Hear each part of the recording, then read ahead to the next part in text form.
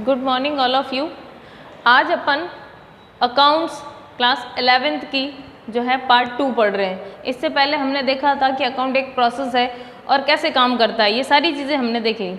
ये सारी चीज़ें देखने से पहले हमें थोड़ा सा ये भी इंट्रोडक्शन करना पड़ेगा कि किस तरह से आज हम जो डबल एंट्री सिस्टम कर रहे हैं वहाँ तक हम कैसे पहुँचे, यानी कि हिस्ट्री, अकाउंट्स की हिस्ट्री हमें पढ़नी पड़ेगी। यानी कि किस तरह से आज तक जो हम डबल एंट्री सिस्टम में पहुँचे, किस तरह से शुरुआत हुई, क्योंकि हर चीज़ किसी न किसी प्रकार से हमारी सभ्यता से या हमारी जो बैक जितनी भी चीज़ें हैं उनसे रिलेटेड है। देखो, सबसे पहले हमने अकाउंट्स के बारे में पढ़ा कि लेखांकन करना, यानी कि लिखना। पुस्तकों में हमने ये चीज़ पढ़ी थी कि लेखांकन का ये मतलब होता है, हम निष्कर्ष या सार के रूप में ये कह सकते हैं कि लेखांकन संगठन की आर्थिक घटनाएं। आर्थिक घटनाओं का क्या मतलब है? जिसको हम मूल्य में नाप सकते हैं, यानी कि मुद्रा में। किस में माप सकते हैं? मुद्रा में। ये कह रहा है संगठन की आर्थिक घटनाओं को पहचानने, हमने एक प्रोसेस पढ़ा था, पहचानेंगे, रिकॉर्ड करेंगे, मुद्रा में मापेंगे, ये सारी चीज़ें। तो देखिए क्या कह रहा है, पहचानने, मापने और लिख कर रखने की प्रक्रिया। लिख कर ही तो रखेंगे, तभी तो हम उसको पुस्तकों में रखेंगे, अदरवाइज कैसे रखेंगे? और तभी तो हम हिसाब लगा पाएंगे साल के एंड में कि हमको प्रॉफिट हो रहा है या लॉस। तो देखिए कह रहा है लेखांकन संगठन की आर्थिक घटनाओं को पहचानने, मापने और लिख कर रखने की प्रक्रिया है। उसके बाद क्या कह रहा है, सबसे इंपॉर्टेंट चीज़ कि लेखांकन का आधार पुस्तपालन है। क्यों है ये पुस्तपालन? क्योंकि हमें सब कुछ रिकॉर्ड, हम क्या कर रहे हैं इसके अंदर, इसका रिकॉर्ड रख रहे हैं। क्या रख रहे हैं? रिकॉर्ड रखेंगे तभी तो हमें पता चलेगा। जैसे आप लोग भी कॉपी बनाते हो तो हमें कैसे पता चलता है आपने काम किया है? नहीं, आप वो कॉपी बना कर रखते हो और उसमें आप पर्टिकुलर काम करते रहते हो कि भाई यस पहले डेट का ये, उसके बाद ये, उसके बाद ये, उसके बाद, और हम उसको चेकआउट करते हैं। तो देखिए क्या हुआ, अगर आप ये लिख कर ना रखो, आप कह दो यस मैडम मैंने कर लिया, हम कहेंगे आप लाइए दिखाइए, तो हमें सबका याद तो रहेगा नहीं। इसलिए सबके पास पर्टिकुलर अपनी कॉपी है और हम उसको चेकआउट करके ये देख सकते हैं कि यस बच्चे ने काम किया या नहीं। ऐसे ही हम बात करेंगे पुस्तपालन की। तो देखिए पुस्तपालन में क्या होगा कि जितनी भी आर्थिक घटना है उनको पहचानना और लिखना, तभी तो लेखांकन का आधार पुस्तपालन है। हम अकाउंटिंग कब पूरी कर पाएंगे? जब हमारे पास पुस्तपालन होगा, यानी कि किताबों में लिखा हुआ होगा। अब आइए अपन उसका इतिहास पढ़ते हैं। क्या कह रहा है, लेखांकन का इतिहास व विकास। किस तरह से आज हम जो ये डबल एंट्री सिस्टम तक पहुँचे हैं वो कैसे पहुँचे? कोई ना कोई रीज़न, कोई ना कोई हिस्ट्री तो होगी इसी की। देखिए पढ़ते हैं। सबसे पहला कह रहा है इतिहास उतना ही पुराना है जितनी की क्या है सभ्यता। कैसे पता चला? क्योंकि हमने देखा, आपने एसएसटी में पढ़ा होगा, जितनी भी आपकी सभ्यताएं हैं, कहीं सिक्के मिले हैं, कहीं चावल के दाने मिले, और हम ये मानते हैं, ठीक है, कि किसी न किसी प्रकार का व्यापार होता था, चाहे वस्तु विनिमय हो चाहे मुद्रा के रूप में। मुद्रा के समय, उस समय जो है सिक्के चलते थे, स्वर्ण मुद्राएं चलती थी, ठीक है, ये सारी चीज़ें चलती थी। तो देखिए क्या कह रहा है, इतिहास उतना ही पुराना है जितना कि सभ्यता। हमें कैसे पता चला? हमने जो सभ्यताएं पढ़ी उसके अंदर आपने बहुत सारे इसके उदाहरण देखे होंगे कि हमें पता चलता है कि वो लोग रोम से व्यापार करते थे या दूसरे जितने भी देश थे उनसे व्यापार करते थे। तो ये कह रहा है इतिहास उतना ही पुराना है जितनी की सभ्यता। नेक्स्ट कह रहा है लेखांकन की शुरुआत ईसा के पूर्व 4000 वर्ष पूर्व बेबीलोनिया, एक शहर है, हमने कहा था रोम, इस साइड में अगर हम अफगान वगैरह की बात करें वहाँ हम व्यवसाय की शुरुआत की बात मानते हैं इस तरह से। तो ये कह रहा है बेबीलोनिया व इजिप्ट, ये भी एक शहर है, यहाँ से इसकी शुरुआत मानी जाती है।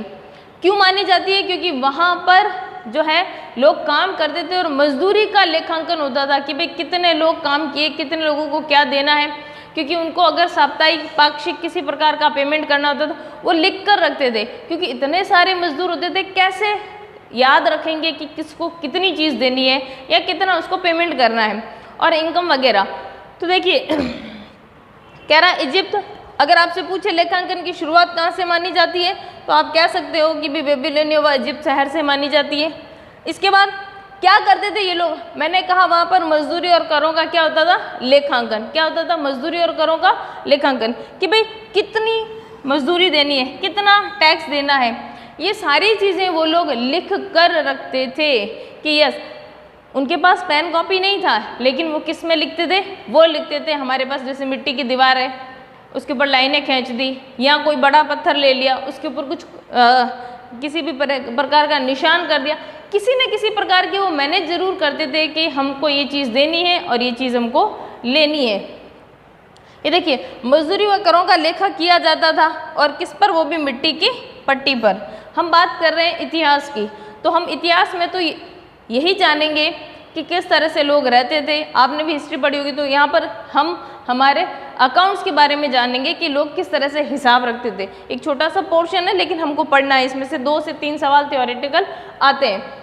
देखिए फिर क्या कह रहा है, 4th नंबर अगर हम जाएं तो खजाने व कीमती वस्तुओं को रखने के लिए आपने देखा होगा बहुत सारी आजकल तो हिस्टोरिकल मूवीज़ भी बनने लग गई है। आपने उसके अंदर अगर आप उसको गौर करोगे तो आपको पता चलेगा कितना लोगों से हम टैक्स वसूल करते थे, किस तरह से राज्य की प्रगति के लिए उसको बांटा जाता था। यानी कि बांटने का मतलब ये है कि भाई किसी अच्छे कार्य के लिए, जैसे आज हम जो टैक्स पे करते हैं उससे हमारी रोड बनती है, लाइट्स लगती है, पानी हम तक पहुंचता है, ये सारी सुविधाएं कौन देती है? गवर्नमेंट। कैसे देती है? हमसे ही टैक्स लेके हम तक पहुंचाती है। तो पहले के ज़माने में भी ये चीज़ें थी। तो देखिए खजाने, कीमती वस्तुएं और उसको रखने के लिए क्या किया जाता था? लेखांकन का प्रयोग। बेशक आज के सिस्टम से नहीं, उनके पास सिस्टम दूसरा था, लेकिन हिसाब किताब तो वो भी रखते थे। उनका मेथड अलग था। उनका क्या अलग था? मेथड अलग था। आगे देखिए क्या कह सकते हैं, बेबीलोनियों को वाणिज्य नगरी कहा जा सकता है। ये भी सवाल पूछा जाता है, वाणिज्य नगरी किसे कहा गया है? तो बेबीलोनियों को वाणिज्य नगरी कहा गया है। नेक्स्ट आइए, कह रहे ग्रीस। हम इतिहास पढ़ रहे हैं, कहाँ कहाँ अकाउंट्स जो है हम काम में लेते थे। देखिए ग्रीस में लेखांकन का प्रयोग आय यानी इनकम, भुगतान यानी किसी भी प्रकार का पेमेंट हो सकता है, आवंटन का मतलब होता है अलॉटमेंट। अलॉट क्या करना, कौन से खर्चे के लिए कितनी राशि का प्रयोग किया जाएगा। आज भी आप अपने घर में जैसे भी फादर या मदर की जो भी सैलरी आती होगी, डिस्ट्रीब्यूशन 100% होता है। जब भी हमारे पास इनकम होगी, सबसे फर्स्ट ऑफ ऑल तो पैसा आएगा कहाँ से, कितना आएगा, फिर इसका डिस्ट्रीब्यूशन होगा। आपने देखा होगा मम्मी और पापा को हिसाब लगाते हुए 1000 रुपये बिजली के बिल के, 5000 रुपये का किराना, 4000 रुपये का पेट्रोल, सभी तरीके, 5000 रुपये की आपकी फीस। किसी न किसी प्रकार से वो जो इनकम आई, देखो हिसाब वो भी, अकाउंटिंग वो भी कर रहे हैं, बस एक सिस्टमेटिक फॉर्मेट में नहीं, बस एक सिस्टमेटिक फॉर्मेट में नहीं है। बाकी सभी हिसाब करते हैं, कितना पैसा कहाँ से आएगा, कहाँ कहाँ पर खर्च होगा, प्लस सेविंग कितनी होगी, सब कुछ हमारे पास मैनेज। सभी लोग अकाउंट्स करते हैं, सभी लोग हिसाब करते हैं, लेकिन बस एक सही फॉर्मेट में नहीं है। और वो व्यापार का नहीं, व्यापार में बहुत ज़्यादा ट्रांजैक्शन होते हैं, इसलिए हमें बहुत सारी पुस्तकें रखनी होती है। बाकी सामान्य व्यक्ति भी हिसाब करता है किसी न किसी प्रकार से, उनके हिसाब थोड़े छोटे होते हैं बस। एक ग्रीस में लेखांकन का प्रयोग आय, भुगतान तथा आवंटन हेतु किया जाता था। देखिए ग्रीस में, रोम में, ठीक है, इजिप्ट में, सभी जगह जो है किसी न किसी प्रकार से अकाउंटिंग चलती थी। अब अगर हम कहते हैं रोमवासी क्या करते थे? दैनिक बही रखते थे। दैनिक बही क्यों रखते थे?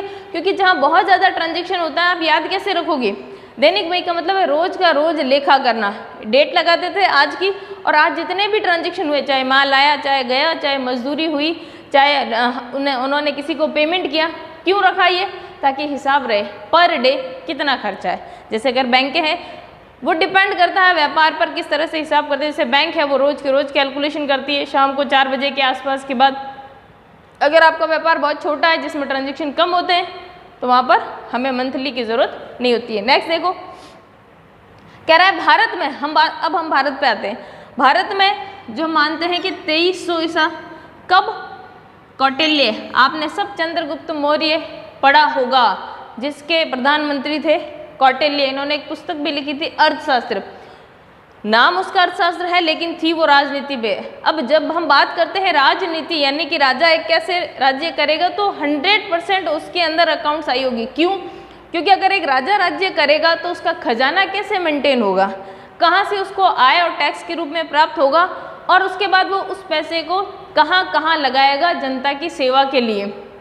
तो हम ये मानते हैं कि हमारे यहाँ अकाउंट्स की, यानी भारत में अकाउंट्स की जो शुरुआत है वो 2300 शताब्दी से पूर्व कौटिल्य, सभी पढ़ के आए हो SST में, अभी अभी ताज़ा 10th में पढ़ के आए होंगे, चंद्रगुप्त मौर्य, ठीक है। तो कौटिल्य ने, हम ये मानते हैं कि सिस्टमेटिक ढंग से फर्स्ट टाइम वो बुक लिखी गई थी, और सिस्टमेटिक ढंग से उसके अंदर वर्णन किया गया था कि किस तरह से हर चीज़ को, राजनीतिक को किस तरह से काम में लेना है। अब आज हम जिस सिचुएशन में खड़े हैं वहाँ हम खड़े हैं डबल एंट्री सिस्टम में।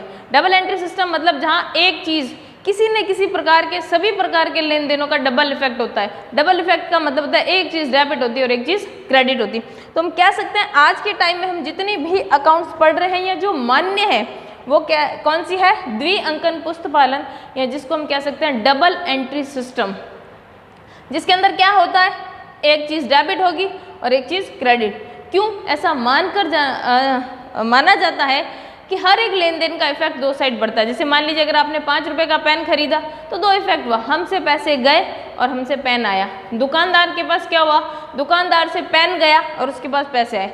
किसी न किसी प्रकार से दो पक्ष इफेक्ट होते हैं जिसको हम किसी न किसी प्रकार से क्या करते हैं, डेबिट और क्रेडिट। अब आपसे अगर क्वेश्चन पूछ ले डबल एंट्री सिस्टम के जनक कौन थे, तो लुकास पेसियोली आपको बताना है। कौन थे, लुकास पेसियोली। इसका जन्म कहाँ हुआ था, ये क्या थे, ये सब हम जो है आगे के कुछ चैप्टर में पढ़ेंगे। या आप इसको थ्योरेटिकल आपके बुक में भी है, बिल्कुल नॉर्मल थ्योरी है, आप उसको पढ़ के भी देख सकते हो। Thank you. ये थोड़ा पार्ट छोटा है क्योंकि सिर्फ हिस्ट्री ही पढ़नी है, नॉर्मल चीज़ें ही हैं इसलिए।